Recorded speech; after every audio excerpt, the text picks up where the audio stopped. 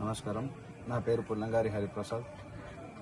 మాది ఫసల్వాది గ్రామం, సంగారెడ్డి మండల్, సంగారెడ్డి డిస్ట్రిక్ట్.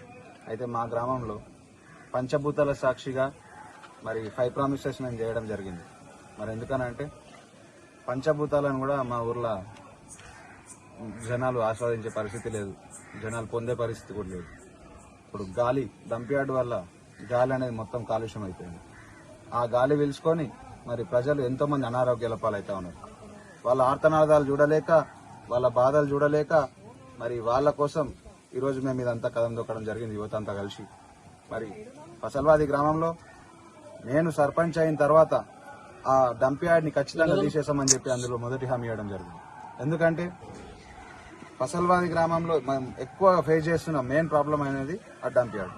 నేను సర్పంచ్ అయితే ఫసల్వాది గ్రామంలో ఉన్న 300 మంది కూడా 300 కాదు 3000 మంది కూడా మన సర్పంచ్లు అయినట్టు. ప్రతి ఇంట్లో కూడా ఒక సర్పంచ్ ఉన్నట్టు. ఎందుకంటే ఊరు కోసం పాల్పడేటోళ్ళం మనం, ఊరు కోసం పనిచేసేటోళ్ళం మనం.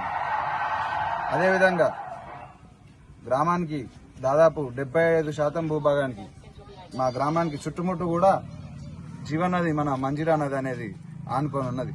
మరి అయినప్పటికీ కూడా ఎక్కడో హైదరాబాద్లో ఉన్న దగ్గర కూడా మంజిరా నీళ్ళు తాగుతున్నారు. సంగారెడ్డి అంతా కూడా మంజిరా నీళ్ళు తాగుతూ ఉన్నారు. మా చుట్టుపక్కల ఉన్న గ్రామాలన్నీ కూడా మంజిరా నీళ్ళు తాగుతూ ఉన్నారు.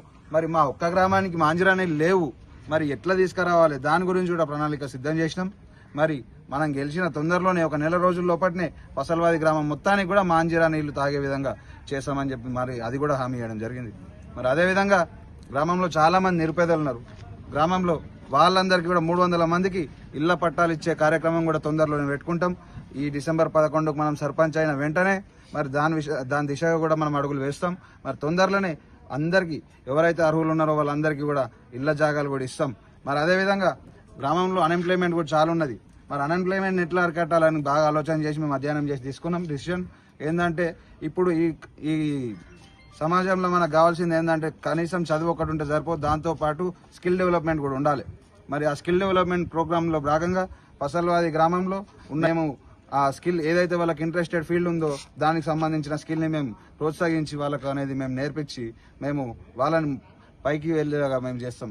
మరి అదేవిధంగా ఫసల్వాది గ్రామంలో ఎటువంటి ప్రాబ్లం ఉన్నా ఎవ్వరు కూడా ఆధారపడాల్సిన అవసరం లేదు. చాలా గ్రామాలలో పెద్దలు ఏం చేస్తారంటే మరి కులాలను విభజించి పాలిస్తారు.